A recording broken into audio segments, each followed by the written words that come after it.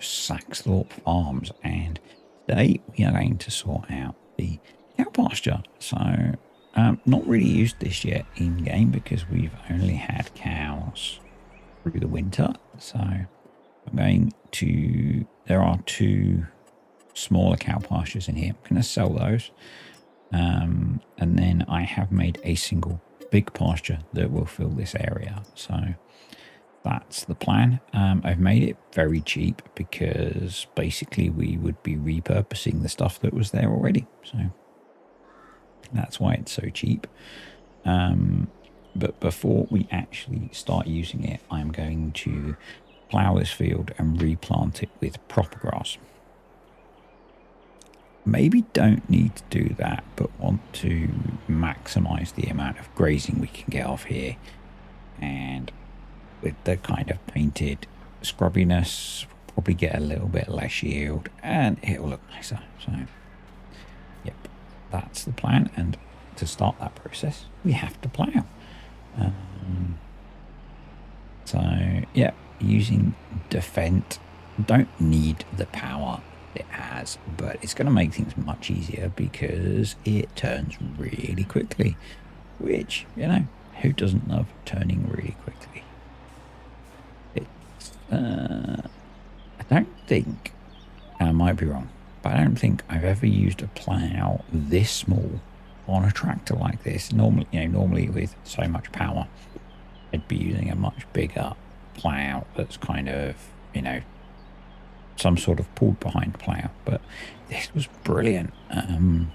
This was brilliant. It makes me want to, I don't think there are any really, but I know there are some smaller crawler or two-track type tractors. I think Pepe, can't remember the numbers that he has behind his name, has some old small ones, and obviously they're very low horsepower, but they might be a fun addition to an early farm because this made ploughing so much more enjoyable. Didn't need to leave that much of a headland because although Farm Sim doesn't model tracks as tracks properly, I think the game still treats them as you're having four wheels, which is kind of weird. But this thing will turn in a very small area, so that just meant you don't have to leave so much of a headland, and it was just much more enjoyable. I have to say I prefer a tractor like this over an articulated, like maybe a 9RX or a quad track. Obviously, you're going to have less traction, I think. But, for most stuff certainly for all the stuff that I do in farms, pretty much, then, yeah, it's brilliant. I guess maybe the only times that I would have needed something like quad track is when we were doing the farming on Green Valley, Nebraska, where we had quad tracks. They were great. They were great, and it's one of the few times that I've used quad tracks. But they did a cracking job of pulling those big. I don't remember what brand of seeder we had, but those big beastie seeders that we had, something like that. Maybe you want a quad track, and a 4-track tractor, or maybe a big articulated wheel tractor. But this is brilliant. It's total overkill for this kind of job. I could have easily run one of the Deutz. In fact, we have run these plows behind all of the Deutz, all of the modern Deutz, not all of the Deutz. That kind of wouldn't work with the little D6. That'd be kind of amusing. To see what would happen. I don't think it would even pick the plough up. Yeah. So today, I will be eventually travelling up to Birmingham to Lama. Got some work stuff to do beforehand, but yeah, it's actually here. It's going to be an interesting week. You can see I am clipping through the hedge, but it's fine. Yeah, it's going to be an interesting week. Actually meeting some people, hanging out with some of the other YouTube types, and hanging out with the giants, seeing all of the kit in real life, Maybe Fen will have one of these there. Obviously not in Deutz colours, but you know, obviously not the Mark IV variant, which this is. And it's, so although it's a Mark IV variant, it's not actually, you know, kind of super swooped up versus the normal one, the horsepower. I think it's a little bit faster. Otherwise, it's pretty much the same. It just allowed me to paint it the Deutz colours, which is what I wanted. Yeah, and we are ripping through this field super quick, which is good because I do need to do the complete cycle this game day. So we're going to get it ploughed, scanned for precision farming, limed, planted and rolled. Because if I don't roll it, it'll germinate overnight and I won't be able to roll it, and it'll just sit there taunting me for the rest of time. We've got just about enough feed to keep our excessive number of cows going. So once I get into April, going to scale back massively to probably, I think I've only got 8 dairy cows, which are not producing any milk yet, but we'll probably go back to maybe like 16 beef. I need to work out, I want to at least cover the loan costs that we have. So I think that's sensible.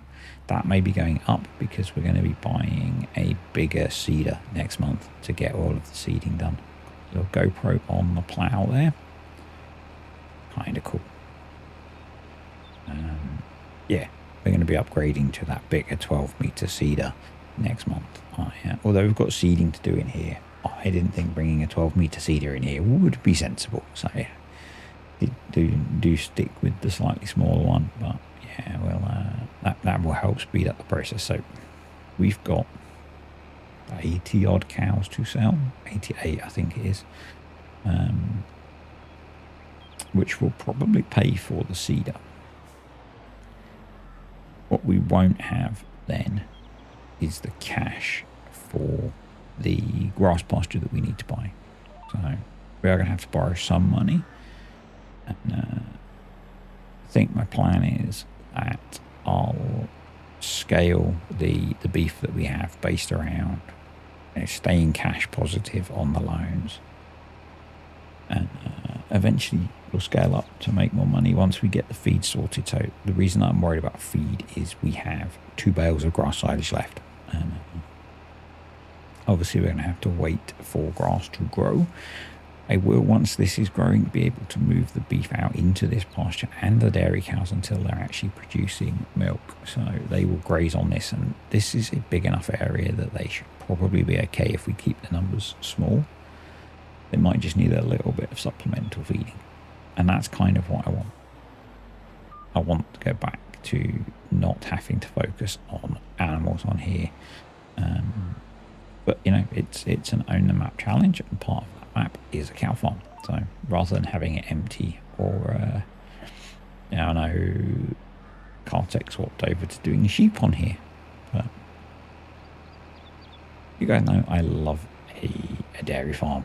So, and we're doing something slightly different. We're doing the beef fattening, which is, you know, kind of works. So it's going to be interesting, actually. I'm not sure. I know Teagle are going to be at Lama, and they've mentioned having farm sim stuff there. But it'll be interesting to see some of the others, you know, if there are any of the feed mixing and that kind of thing. That would be cool. Cool to see some of that stuff. Obviously, I don't think you really get to see any of it in action, but just seeing it's going to be cool. Getting a sense of scale. I don't really have a sense of scale for some of this stuff. So, yeah. I am looking forward to that. As of now, I'm on in-game. I'm now going to spend about a week trying to work out where to start ploughing to square this field off with a tool that is not square. Yeah, I remember, a little aside, when I started playing FS19, I saw the DJ go ham. I think it was his top however many mods where he had the Lizard Cheaty plow.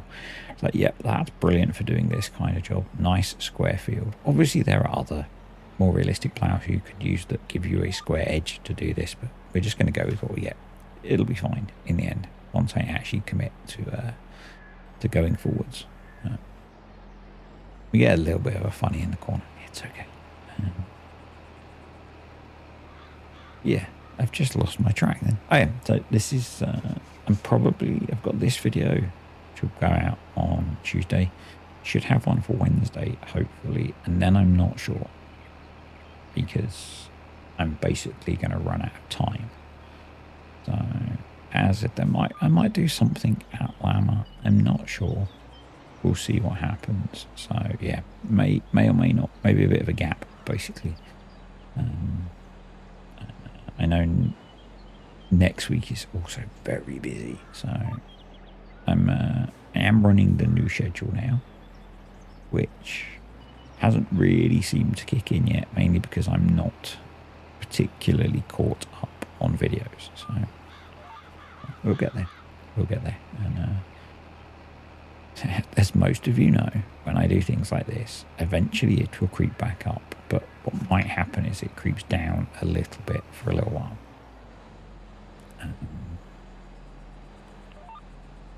Just while I get, it amazes me. It amazes me every time. So I had just over 2 weeks off work for Christmas, and then before that, I had a week's holiday, and I was only back in work for a week. And it's just, work feels exhausting at the moment. It's it's kind of tough.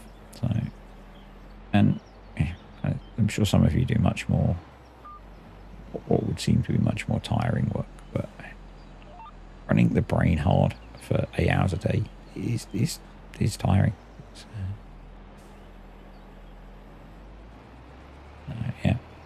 I do sit on my arse all day, but I have to actually make use of the squidgy thing that sits between my ears. And then there's the commuting and stuff, which these days I find really tiring. So, which is why I will be travelling up to Birmingham on Tuesday evening after work, rather than going mega early on Wednesday morning, which was originally the plan. Right, let's do some scanning. So we've broken out the D6, is a D6, a D52 D6. Okay, how many D numbers can we have? But it's a perfect little tractor for doing this, and yeah, it's not a particularly big plot of land. I'm not too worried about any of the detail, because I think most of the time we will have animals grazing on here and they're not affected by lime or fertilization or anything like that. But it'll just be useful to have and to know, or if we ever mow it.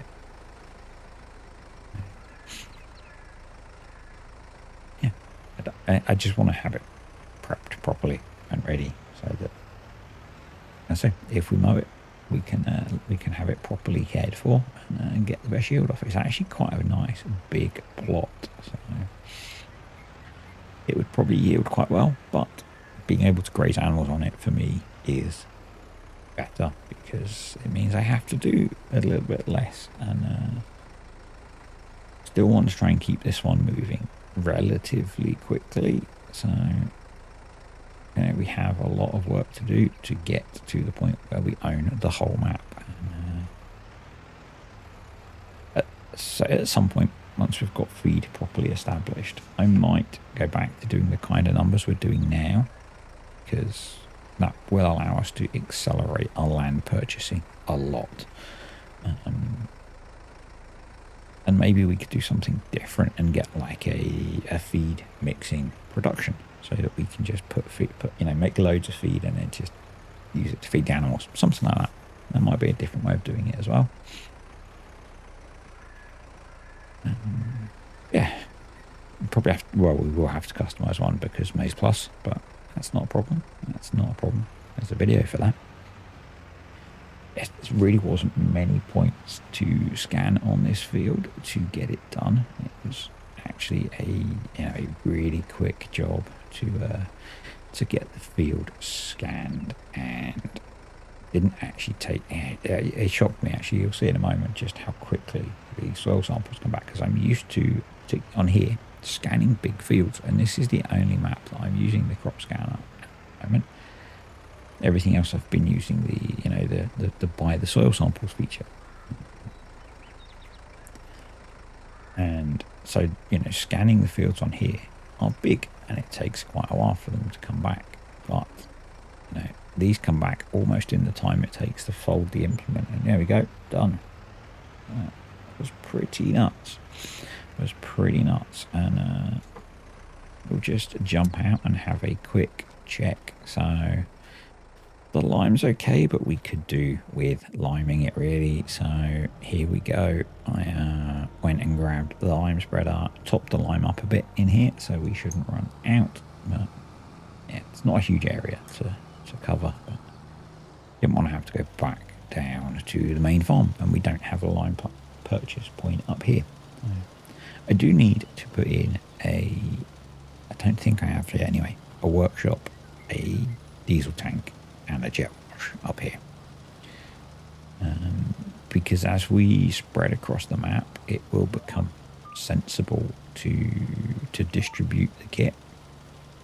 And so it'll be nice to be able to repair some stuff up here or whatever, or if we're working up here, we have got the truck, so we can use that.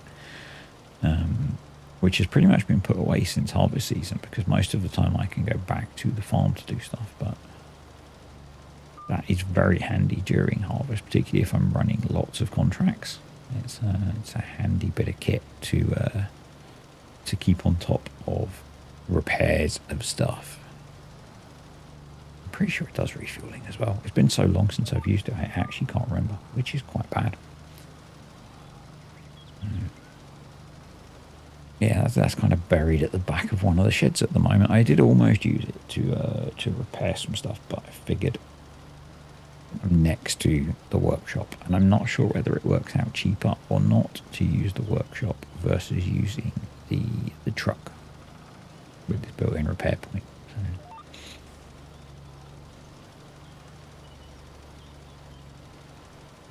it's going to be interesting, as I keep saying interesting a lot, to see if Giants announce anything at Llama. I don't think they're particularly doing any, obviously the FSL is there, but I don't think they're particularly doing any coverage from the event. I could be wrong, I don't know.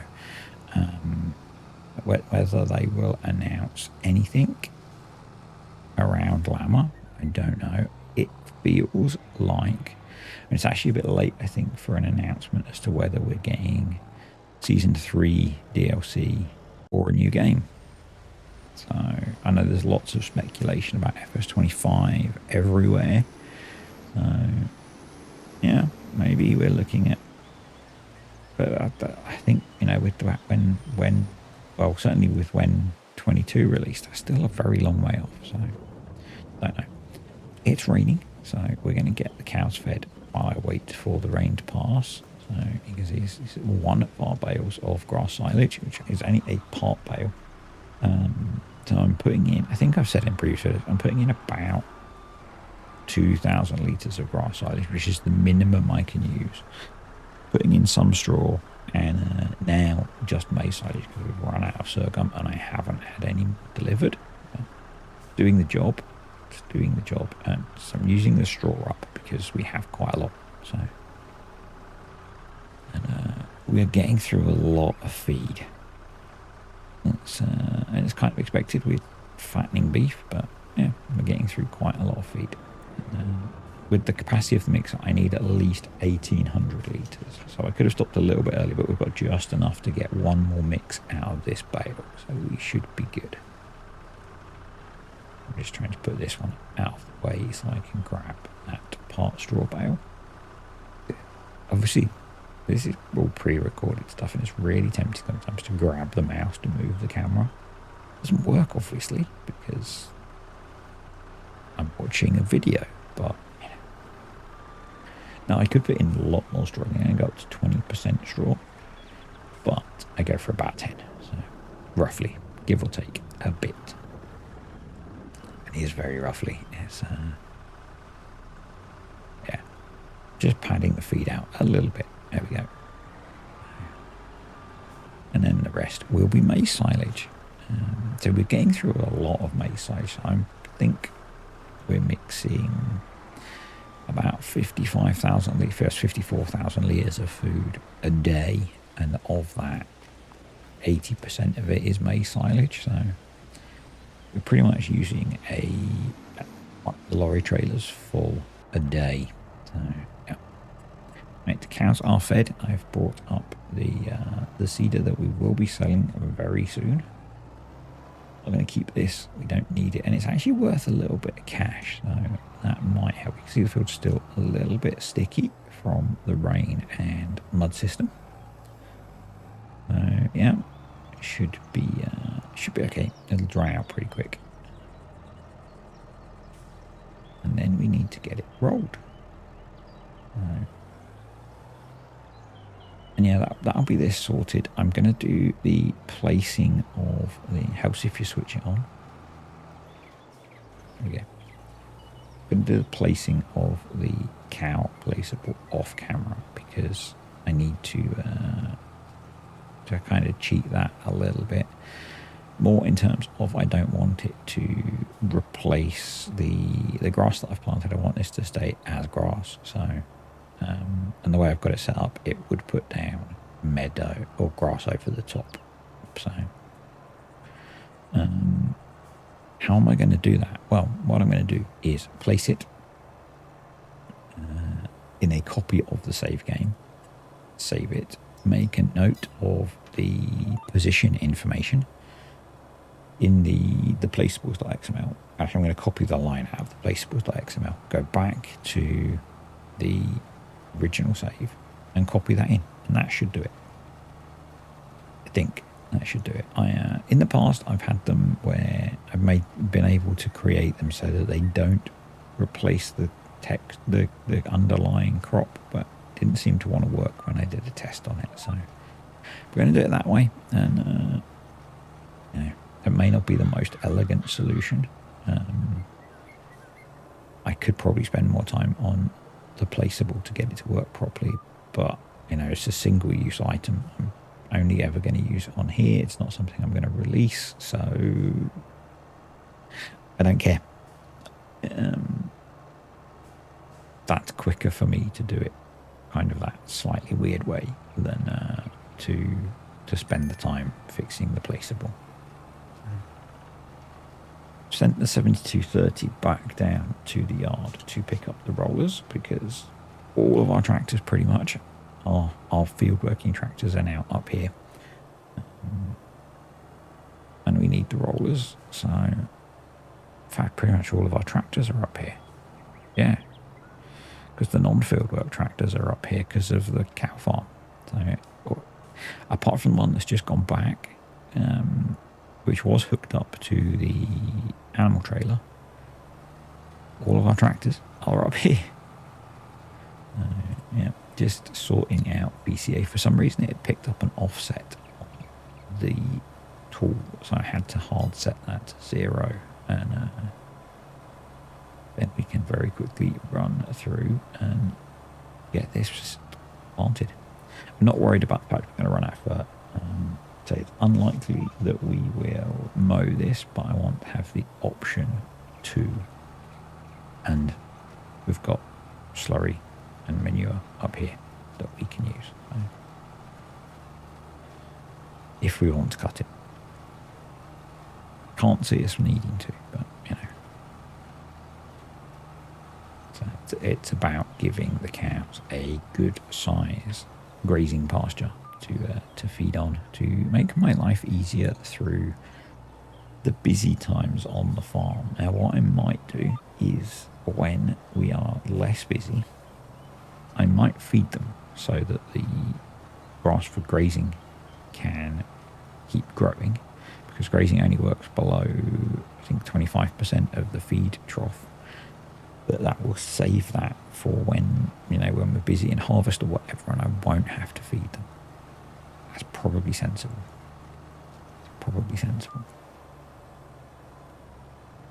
Yeah. That will mean it's much harder to skip time quickly, but that's okay. I think we're going to be spending most of April and May planting,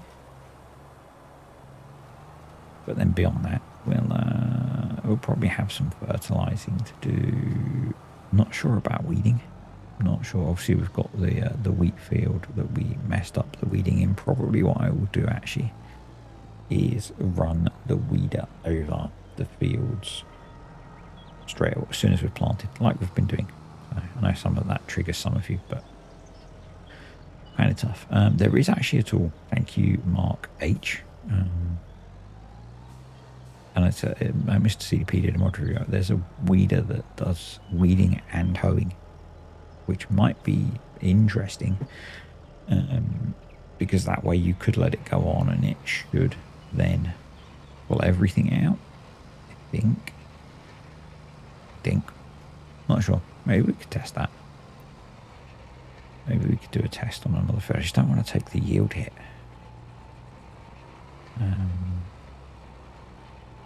And the yield hit is still, and some of you will say, well, use See and Spray and you won't get a hit on yield, but you do. You get exactly the same hit on yield as if you didn't use See and Spray. So there's a video for that if you don't believe me.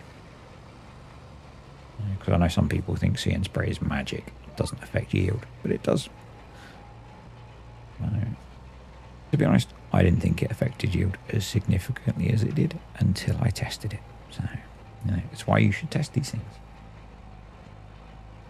Right, rolling nearly done. So this weekend, I didn't get much farm sim done because I'm still playing Battle Pirates, and it was raid weekend, or event weekend. I think they're called events now. They used to be called raids.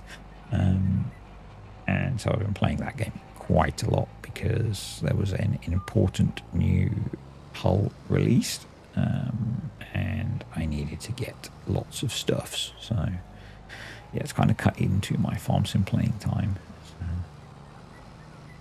only so many hours in the day and all that kind of thing. So yeah, that's a weird game. It's a love-hate game. I say it's one of the few games that I will play past the point that it gets me bored. And I guess it's that dopamine hit of the reward you get at the end of that versus during play. I guess. I'm not an expert on psychology, but yeah. And that's a game that's predominantly built around microtransactions, which I don't do. So I'm quite happy to play and then let time progress.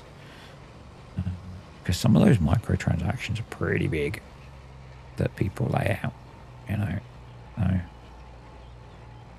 it was a game many years ago, many years ago, when I was much more active, that was rife with cheating. I don't know if it is now. I'm not as connected to the game as I used to be.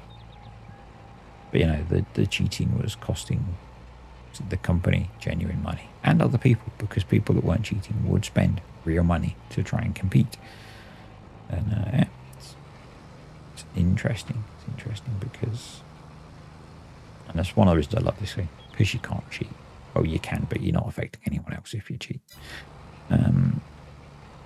That there was a lot of discussion when they started to crack down on cheating that it would actually cost them money, because people would stop spending money to keep up with people cheating, or because and sometimes the cheaters would still spend money and they would stop spending the money that they were spending.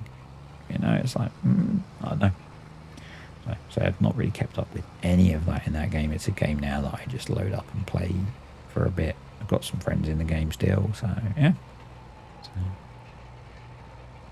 And you get into that kind of sunk cost fallacy, which is something we're on time, because we're pretty much done. So I'm going to say thank you to the patrons and the YouTube channel members. Appreciate you guys supporting the channel. Hope you enjoyed the video. If you did, click the like button. Any comments, questions, or suggestions, stick them below, and I will probably see some of you at Alama tomorrow. See ya.